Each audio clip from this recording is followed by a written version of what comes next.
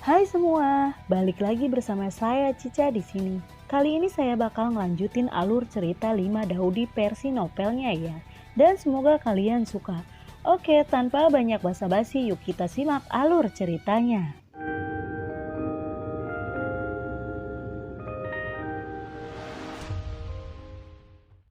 Di cerita sebelumnya, Xiaoyan mendapatkan kembali kendali atas klan Xiao dan segera mulai memperbaiki klan Xiao, melenyapkan semua pengkhianat di klan Xiao. Setelah perbaikan, klan Xiao tiba-tiba menjadi benar-benar baru. Xiaoyan awalnya berencana untuk bergegas ke Kaisaran Jiama untuk mendapatkan kembali Liga Yen satu gerakan. Tapi dia akhirnya memutuskan untuk beristirahat beberapa hari di Xiaomen sebelum dia pergi ke Kaisaran Jiama. Xiaoyan menebak bahwa ketika dia pergi untuk memulihkan Liga Yen, Xiao Yichen pasti sudah menunggu di sana. Sebelum pergi ke Kaisaran Jiama, Xiaoyan harus menemukan rahasia kematian dan kebangkitan Xiao Yichen. Xiaoyan mengundang Kaisar Abadi. Bagaimanapun Kaisar Abadi adalah monster tua, mungkin Kaisar Abadi bisa mengetahui alasan kebangkitan Xiao Yichen. Xiaoyan segera menjelaskan situasi Xiao Yichen kepada Kaisar Abadi dan kemudian bertanya tentang situasi Xiao Yichen. Setelah mendengarkan Xiaoyan, Kaisar Abadi berkata dengan marah, "Kamu anak yang tidak berbudi. Kamu biasanya tidak memikirkanku, dan hanya memikirkanku ketika kamu ingin bertanya kepadaku. Aku tidak tahu tentang Xiao Yichen, dan bahkan jika aku tahu, mengapa aku harus memberitahumu?" Xiaoyan tersenyum dan berkata, "Bukankah sangat baik bahwa kamu tinggal di tubuhku sekarang? Aku berjanji untuk membantumu. Aku akan melakukannya sesegera mungkin," ucap dari Xiaoyan. Kamu ingin aku memberitahumu tentang Xiao Yichen? Aku akan tidur. Aku tidak ada hubungannya. Jangan ganggu aku." Kaisar Abadi berubah menjadi hantu, terbang menuju tubuh Xiaoyan. Namun saat hendak memasuki tubuh Xiaoyan, dia terkejut mendapati dirinya tidak bisa memasuki tubuh Xiaoyan. Kaisar Abadi berteriak dengan marah, "Apa yang kamu lakukan?" Xiaoyan tersenyum dan berkata, "Karena kamu tidak mau membantuku, mulai sekarang kamu tidak bisa lagi tinggal di tubuhku." "Kamu berani?" Kaisar Abadi berkata dengan marah. "Kenapa aku tidak berani? Alasan kenapa aku membiarkanmu hidup di tubuhku saat itu adalah karena kamu adalah seorang Daudi. Dan aku hanya seorang Dauseng. Dan aku tidak bisa mengalahkanmu. Jadi aku harus melakukannya dan menyerah padamu. Tapi sekarang, aku juga seorang Kaisar Dou. Dan aku tidak lebih lemah darimu. Jadi aku tidak takut padamu," ucap dari Xiaoyan. Ketika Kaisar Abadi mendengarnya, dia berpikir bahwa apa yang dikatakan Xiaoyan sangat masuk akal. Dengan kekuatan Xiaoyan saat ini, dia tidak membiarkan dirinya memasuki tubuhnya. Dia benar-benar memiliki cara untuk membawanya. Kaisar Abadi lalu berkata, "Baiklah, tapi apakah kamu akan membiarkan aku hidup di tubuhmu jika aku memberitahu tentang situasi Xiao Yichen?" Xiaoyan tersenyum dan berkata, "Ya, selama kamu memberitahuku apa yang terjadi pada Xiao Yichen, kamu bisa hidup di tubuhku selama yang kamu mau," ucap dari Xiaoyan. Kaisar Abadi dengan sungguh-sungguh berkata, "Xiao Yichen ini pasti telah berlatih seni sihir yang disebut teknik kebangkitan tingkat 9. Kebangkitan tingkat 9. Mendengar ini, Xiaoyan sedikit terkejut. Kebangkitan ke-9 ini adalah seni sihir kuno yang telah lama hilang. Dia muncul sekali di era perang kekacauan di zaman kuno. Dan sejak itu, aku tidak menyangka kebangkitan ke-9 ini akan muncul kembali. Muncul lagi di sini," ucap dari Kaisar Abadi. Seni sihir kuno. Bagaimana mungkin? Bagaimana Xiao Yichen bisa mendapatkan seni sihir yang telah lama hilang dari zaman kuno? Ucap dari Xiaoyan. Ada banyak keraguan tentang Xiao Yichen. Pertama, penampilan Xiao Yichen sangat misterius. Dia tiba-tiba muncul di keluarga Xiao, dan kemudian dengan cepat bangkit di keluarga Xiao dengan bakatnya yang luar biasa. Kedua, kecepatan kultivasi Xiao Yichen tidak bisa dipercaya. Kecepatan kultivasinya secepat Xiaoyan saat itu. Dan tidak ada yang tahu bagaimana dia berkultivasi. Apa yang dilihat semua orang adalah kecepatan kultivasi iblisnya. Ketiga, mengapa dia memiliki kekuatan sihir kuno yang hilang? Ini adalah keraguan terbesarnya. Xiaoyan segera bertanya, apa yang begitu kuat dari kebangkitan ke-9 revolusi ini? Kaisar Abadi berkata perlahan, jalan besar kebangkitan 9 revolusi adalah latihan jahat yang dapat membawa orang kembali dari kematian. Ini memiliki 9 kematian dan 9 kehidupan. Ketika dia dibangkitkan dari kematian 9 kali, dia mampu menembus penghalang Daudi dan dipromosikan ke ranah Dausian. Mendengar ini, pipi Xiaoyan penuh dengan keterkejutan. Mendengar kata-kata Kaisar Abadi, Xiaoyan terkejut dan tidak percaya. Dia tidak menyangka bahwa ada praktek aneh seperti itu di dunia ini, dan itu dapat menghidupkan kembali manusia. Alasan mengapa disebut seni sihir adalah karena diciptakan oleh dewa dan setan di zaman kuno. Dewa dan setan menggunakan seni sihir untuk menunjukkan kekuatan yang besar dalam beberapa kali kekacauan. Kemudian di era kekacauan, para dewa kuno bersatu dan memenggal kepala dewa dan iblis. Setelah dipenggal 10 kali berturut-turut, dewa dan iblis benar-benar terbunuh, dan harga yang dibayar oleh para dewa kuno itu juga sangat berat.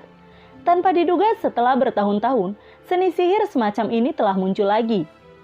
Kaisar Abadi jatuh ke dalam ingatannya dan bergumam, Xiaoyan, seni sihir yang hilang muncul kembali. Ini tidak bisa, kamu harus berhati-hati. Aku akan tidur, jadi aku tidak akan menemanimu. Bayangan itu memasuki tubuh Xiaoyan. Melihat Kaisar Abadi yang memasuki tubuhnya, Xiaoyan tiba-tiba berpikir, siapa sebenarnya yang membuat Kaisar Abadi kehilangan tubuh fisiknya? Sambil menggelengkan kepalanya, Xiaoyan mulai memikirkan Xiao Yichen. Tidak heran Xiao Yichen mengatakan dia memiliki 9 nyawa. Itu karena Xiao Yichen berlatih kebangkitan 9 putaran. Namun siapa yang memberi Xiao Yichen 9 revolusi kebangkitan? Apakah Xiao Yichen sendiri? Atau apakah ada kekuatan yang sangat menakutkan yang tersembunyi di balik Xiao Yichen? Meskipun kekuatan Xiao Yichen masih belum bisa menjadi ancaman bagi Xiaoyan, dengan bertambahnya beberapa kali Xiao Yichen telah dibangkitkan dari kematian, kekuatan Xiao Yichen secara bertahap menjadi lebih kuat. Pada akhirnya kekuatan Xiao Yichen pasti akan mampu bersaing dengannya. Dan begitu Xiao Yichen telah menyelesaikan 9 kematian dan 9 nyawa, maka Xiao Yichen dapat menerobos Daudi dan memasuki ranah Dausian dalam satu gerakan. Orang di ranah pertempuran abadi bukanlah sesuatu yang bisa dikalahkan oleh Xiaoyan. Meskipun dia pernah mengalahkan Perijilan, tapi saat itu dia bergabung dengan Lindong. Tanpa bantuan Lindong, hampir tidak mungkin baginya untuk mengalahkan seorang Dausian sendirian.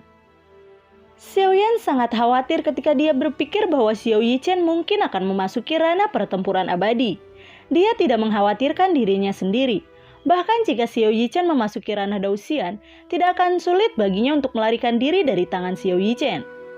Yang dia khawatirkan adalah begitu Xiao Yichen dipromosikan menjadi Dausian, dia mungkin akan membalas dendam gila-gilaan di benua Dauqi. Xiaoyan harus membunuh Xiao Yichen, karena Xiao Yichen bisa selamat dari 9 kematian dan 9 nyawa. Maka dia akan membunuh Xiao Yichen mati 10 kali. Memikirkan hal ini, Xiaoyan segera bangkit dan pergi ke Jiama. Jarak antara kekaisaran Jiama dan domain Heijiao tidak terlalu jauh. Di bawah kecepatan perahu roh, sekitar setengah hari kemudian, mereka mencapai kota suci Jiama dari kekaisaran Jiama. Aku di sini, Kaisar Yen, dan panggil Kaisar Naga dengan cepat untuk keluar. Xiaoyan berteriak keras, dan seluruh kekaisaran Jiama dapat mendengarnya dengan jelas. Melihat Kaisar Yen datang secara langsung, para pembudidaya di kota suci Jiama memiliki reaksi yang berbeda. Beberapa orang terkejut, beberapa orang senang, beberapa orang khawatir, dan beberapa orang takut. Setelah beberapa saat, Xiao Yichen akhirnya perlahan muncul. Aura Xiao Yichen hari ini telah sangat meningkat. Xiaoyan takut pertempuran antara keduanya akan menghancurkan kekaisaran Jiama, dan dia segera berkata, ini tidak akan berhasil di sini. Ayo bertarung di langit. Baiklah, Xiao Yichen tersenyum. Keduanya segera meninggalkan kekaisaran Jiama dan datang ke dataran tinggi benua Dauqi. Xiao Yichen lalu berkata, Xiaoyan, Aku menyarankanmu untuk menyerah sesegera mungkin. Aku memiliki 9 nyawa, dan kamu tidak dapat melawanku, ucap dari Xiao Yichen. Benarkah? Kamu memiliki 9 nyawa, maka aku akan membunuhmu 10 kali, ucap dari Xiao Yan. Kemudian tubuhnya tiba-tiba menghilang di tempat. Xiao Yan muncul tepat di depan Xiao Yichen, dan kekuatan telapak tangan yang luar biasa tiba-tiba menampar dengan marah. Wajah Xiao Yichen menjadi dingin. Dia tidak menghindar. Api hitam di dalam tubuhnya melonjak seperti gelombang yang mengamuk. Pada saat yang sama, dia juga menembakkan kekuatan telapak tangan yang kuat dan bertemu dengan kekuatan telapak tangan Xiao Yan. Duar! Gelombang cahaya energi yang terlihat dengan cepat menyebar. Tanpa ragu sedikit pun, Xiao Yan menyerang lagi. Palm keberuntungan hebat. Cahaya hitam di telapak tangan kanan Xiao Yan melonjak dan menyebar ke segala arah. Lingkaran cahaya hitam melonjak keluar, dan semua kekosongan runtuh, mengungkapkan sepotong besar kehampaan yang gelap gulita. Melihat Xiao Yan menampilkan palm keberuntungan surga besar, Xiao Yichen tidak melarikan diri. Segel di tangannya berubah, dan telapak tangan kanannya menghantam kehampaan di depannya, yang juga merupakan gerakan dari telapak tangan keberuntungan surga besar. Saat itu sebelum Xiao Yan menghancurkan kekosongan dan meninggalkan benua Daoqi, dia memutuskan untuk meninggalkan harta karun kepada keturunan klan Xiao. Jadi dia menggabungkan pengalaman hidupnya dan menulis buku pegangan Kaisar Yan. Semua pengalaman kultivasinya, serta semua latihan dan skill bertarungnya tertulis di atas. Ketika Xiao Yan menyerahkan buku Kaisar Yan kepada putrinya Xiao Xiao, dia berulang kali mengatakan kepadanya bahwa buku Kaisar Yan harus disimpan dengan baik dan hanya dapat diteruskan kepada orang yang paling dipercaya. Tanpa diduga, Xiao Yichen membuat beberapa prestasi besar di keluarga Xiao dan segera memenangkan kepercayaan Xiao Xiao. Pada akhirnya, Xiao Xiao memberikan catatan tangan Kaisar Yan kepada Xiao Yichen. Keduanya melemparkan telapak keberuntungan surga besar. Pada saat yang sama, cahaya hitam seperti gelombang air menyapu dunia. Palm keberuntungan surga besar Xiao Yan sepenuhnya berada di atas angin dan bergegas menuju Xiao Yichen. Kulit Xiao Yichen sedikit berubah. Dia bergerak untuk melarikan diri. Tiba-tiba garis cahaya ruang keemasan melesat keluar dari telapak tangan kiri Xiao Yan. Seperti kilat berselang-seling seperti benang sutra, terjerat rapat di tubuh Xiao Yichen. Dengan cara ini, Xiao Yichen dipenjara dalam kehampaan. Melihat bahwa dia dibatasi oleh Xiao Yan, Xiao Yichen menunjukkan ekspresi keheranan. Dia berjuang untuk menyingkirkan belenggu cahaya ruang, tetapi dia terkejut menemukan bahwa tidak mudah untuk menyingkirkan belenggu itu. Pada saat ini, cahaya hitam yang luas dan aneh telah menyerbu. Tubuh Xiao Yichen secara bertahap hancur dalam cahaya hitam, dan akhirnya berubah menjadi api hitam. Sekelompok api hitam membakar dengan tenang di dalam penghalang ruang. Setelah beberapa waktu, kelompok api hitam perlahan berubah menjadi sosok, dan Xiao Yichen benar-benar dibangkitkan lagi. Namun sebelum Xiao Yichen bisa sadar kembali, sinar cahaya ruang yang menyilaukan keluar dari tangan Xiao Yan, membungkus Xiao Yichen dengan erat. Kemudian Xiao Yan menggunakan jari Huang Quan, telapak Huang Quan, ledakan Yan Xuan, dan skill bertarung tingkat surga lainnya satu demi satu, menusuk tubuh Xiao Yichen dengan ganas. Satu demi satu telapak tangan yang sangat besar menampar tubuh Xiao Yichen terus-menerus. Dengan cara ini, Xiao Yichen yang baru saja hidup kembali, sekali lagi dipukuli oleh skill bertarung Xiao Yan yang kuat dan terbunuh lagi. Meskipun Xiao Yichen bisa dibangkitkan dari kematian, dia juga harus menanggung rasa sakit yang luar biasa dalam prosesnya. Xiao Yan menggunakan metode barusan untuk menghidupkan kembali Xiao Yichen. Dan Xiao Yan membunuh Xiao Yichen lagi dan lagi. Setiap kali Xiao Yichen mati dan hidup kembali, kekuatannya sendiri akan melonjak. Dan saat dia hidup kembali lagi dan lagi, kekuatannya meningkat pesat dengan kecepatan yang sangat menakutkan.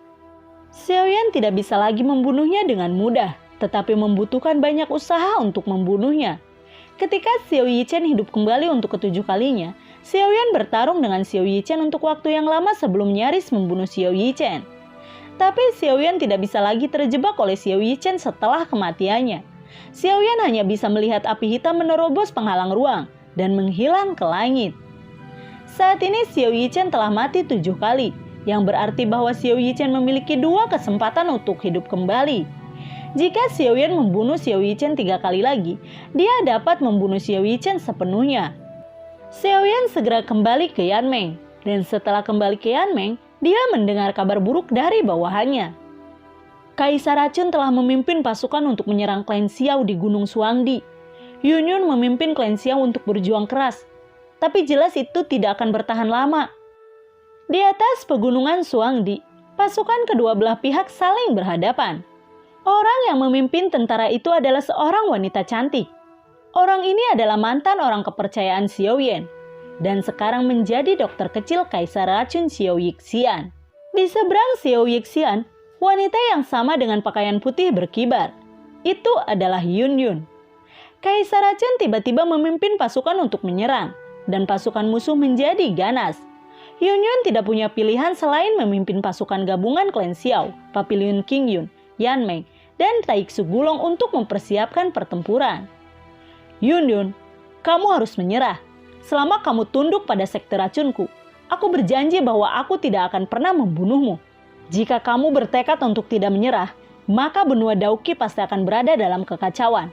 Dan kamu tidak akan bisa melarikan diri dari kematian, ucap dokter kecil abadi. Melihat wajah Xiao Yixian, Yunyun merasa menyesal. Mantan rekan seperjuangannya sekarang telah menjadi musuh, yang membuatnya merasakan sakit hati selain penyesalannya. Dia lalu berkata, "Dokter kecil abadi, bagaimana kamu menjadi seperti ini? Kamu harus berhenti sekarang." Wajah Xiao Yixian menjadi dingin. Dia lalu berkata, "Berhenti bicara omong kosong. Apakah kamu akan menyerah atau tidak?" Yunyun dengan tegas berkata, "Aku tidak akan menyerah. Kamu harus mati."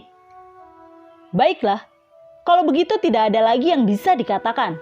Xiao Yixian mengangguk, kemudian dengan berteriak kepada orang-orang di belakangnya, "Semua orang, dengarkan perintahku dan mulai menyerang.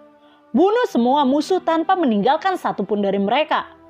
Sosok padat bergegas menuju sisi lain. Begitu kedua pasukan bersentuhan, pertempuran yang menghancurkan bumi diluncurkan di udara. Pertempuran baru saja dimulai, dan kabut darah tebal memenuhi langit, dan aura berdarah memenuhi dunia. Berbagai mayat terus berjatuhan. Hiat, bakpik, berdak, berduk, jeger. Suara tabrakan energi yang memekakan telinga terus bergema, dan fluktuasi energi yang mengerikan menyapu ke segala arah. Kedua belah pihak menderita banyak korban. Semuanya, mundur, biarkan aku datang. Melihat bahwa pertempuran hampir berakhir, dokter kecil itu berteriak dengan dingin dan memerintahkan semua orang untuk mundur. Dokter peri kecil itu melangkah dan aura ganas yang tak tertandingi meledak seketika. Kemudian gas beracun abu-abu gelap menyapu Yunyun dan yang lainnya. "Tidak bagus, semuanya kembali," ucap Yunyun saat melihat gas beracun keluar dari tubuh Xiao Yixian, dan segera memerintahkan semua orang untuk mundur. Tetapi kecepatan penyebaran gas beracun itu sangat menakutkan. Sebelum pasukan gabungan dapat mengambil tindakan, gas beracun itu membungkus banyak orang dalam pasukan gabungan. Siapapun yang terkena gas beracun akan mati keracunan tanpa terkecuali. Fisik Xiao Yixian adalah tubuh beracun, dan gas beracun yang dikeluarkan olehnya adalah racun yang paling menakutkan di dunia. Melihat bahwa sejumlah besar orang diracuni dan dibunuh, mata dingin Yunyun menembakkan niat membunuh yang mengerikan. Dia menginjak langit dan langsung memblokir semua orang di depannya. Badai dahsyat muncul dari langit, dan badai di langit meniup kembali semua gas beracun yang dikeluarkan oleh dokter peri kecil itu. Gas beracun ditiup kembali oleh badai, dan dokter kecil itu baik-baik saja, tetapi tentara di belakangnya menderita. Begitu banyak orang terinfeksi dengan gas beracun yang mengerikan. Mereka segera mati karena keracunan. Untuk sementara waktu, orang-orang kuat diracuni sampai mati satu demi satu, dan mereka terus jatuh ke dasar. Orang yang tidak diracuni semuanya menjadi pucat karena terkejut, dan mereka semua melarikan diri dengan cepat ke kejauhan. Melihat orang yang jatuh, Yunyun menunjukkan ekspresi takjub. Racun Xiao Yixian benar-benar mengerikan. Jika semua racun Xiao Yixian pecah, seluruh Zhongzhou akan menjadi zona mati. Karena itu dia harus menghentikan dokter peri kecil. Angin ekstrim, angin puyuh bilah angin. Yunyun berteriak dengan ringan. Ekspresi bermartabat muncul di wajahnya. Dan segel di tangannya segera berubah. Dengan perubahan cepat segel di antara tangan Yunyun, energi dari langit dan bumi di sekitarnya dengan cepat berkumpul ke arahnya. Energi yang kuat berkumpul menjadi angin puyuh di atas kepalanya. Kemudian berkembang pesat. Dalam waktu singkat siklon menjadi sangat besar. Angin berputar perlahan, dan di antara putaran suara gemuruh seperti guntur terus terdengar, dan itu jelas terdengar di sebagian besar Zhongzhou. Sementara Yunyun menggunakan skill bertarungnya yang kuat, Xiao Yixian juga tidak diam. Gas beracun yang kuat keluar dari tubuhnya, dan kemudian membentuk awan gelap di atas kepalanya. Jari Yunyun tiba-tiba bergerak ke arah Xiao Yixian, dan segera angin topan di atas kepalanya mulai berputar dengan cepat. Saat berputar, bilah angin yang sangat besar yang tak terhitung jumlahnya ditembak jatuh dengan hebat. Pada saat ini kecuali Xiao Yixian dan Yunyun, para orang-orang melarikan diri ribuan mil jauhnya, menyaksikan pertempuran antara mereka berdua di kejauhan. Melihat bilah angin besar yang tak terhitung jumlahnya bergegas ke arahnya, ekspresi Xiao Yixian tidak berubah sama sekali, tetapi seringai meluap dari sudut mulutnya. Duar, duar, duar, duar, duar. Bilah angin yang luar biasa berpotongan dengan langit, dan suara yang menghancurkan bumi terus terdengar. Dewa itu meraung dan bergegas menuju Yunyun. Gas beracun di langit, energi yang tak tertandingi, dewa besar, tak terbendung. Wajah Yunyun berubah. Dia sama sekali bukan tandingan dokter peri kecil. Melihat bahwa dewa yang menakutkan telah bergegas ke depan, dia melambaikan telapak tangannya, dan angin puyuh di atas kepalanya menyapa dewa itu. Duar! Dengan ledakan keras, kedua belah pihak bertabrakan. Topan Yunyun meledak secara langsung, berubah menjadi badai yang memenuhi langit. Dan bajingan itu melewati badai dan menghantam dada Yunyun. Dipukul oleh bajingan itu, Yunyun memuntahkan seteguk darah dan tubuhnya melesat ke belakang. Sebuah seringai muncul di sudut mulut Xiao Yixian, sosok yang menghilang langsung di tempat. Xiao Yixian sudah datang ke sisi Yunyun, dan telapak tangannya yang terbungkus gas beracun langsung menampar kepala Yunyun dengan keras. Wajah Yunyun ketakutan. Pada saat ini dia benar-benar merasakan napas kematian. Ada sedikit kepahitan di sudut mulutnya, dan kemudian dia perlahan menutup matanya. Melihat Yunyun akan dibunuh oleh dokter peri kecil, Yunyun tiba-tiba merasa tubuhnya ringan dan dipeluk erat oleh seorang pria. Dia membuka matanya dengan gembira dan berseru, "Xiao Yan!" Xiao Yan melihat Yunyun dan bertanya dengan lembut, "Apakah kamu terluka?" Yunyun menggelengkan kepalanya dan berkata, "Aku baik-baik saja. Hanya saja sedikit gas beracun telah menembus ke dalam tubuh." Mendengar ini Xiao Yan terkejut dan dengan cepat memerintahkan, "Gunakan ki pendendammu terlebih dahulu untuk memaksa racun keluar dari tubuhmu. Serahkan masalah ini padaku." Yunyun mengangguk, lalu dia bergerak dan langsung menaiki perahu roh. Dia duduk bersila di geladak dan mulai menggunakan dendamnya untuk memaksa racun keluar dari tubuhnya sedikit demi sedikit. Setelah Yunyun naik ke kapal roh, pasukan gabungan juga naik ke kapal roh satu persatu. Hanya dalam beberapa saat, dek kapal roh sudah penuh dengan orang-orang. Perahu roh ini adalah hal yang aneh antara langit dan bumi, dan secara alami dapat membentuk aura tak terlihat di permukaan perahu. Aura ini dapat mencegah gas beracun memasuki perahu roh. Karena itu ketika semua orang berada di kapal roh, tidak perlu khawatir tentang gas beracun dari dokter kecil itu. Lalu, bagaimanakah kelanjutan ceritanya? Nantikan video Cica selanjutnya ya. Bagi kalian yang suka akan alur cerita yang Cica bawain, kalian bisa like, komen, share ke teman-teman kalian ya. Cica ucapin terima kasih juga buat kalian yang udah mensupport Cica lewat link Saweria di bawah kolom deskripsi. Dan semoga sehat selalu ya buat kalian. Cica mohon pamit dan assalamualaikum, dadah.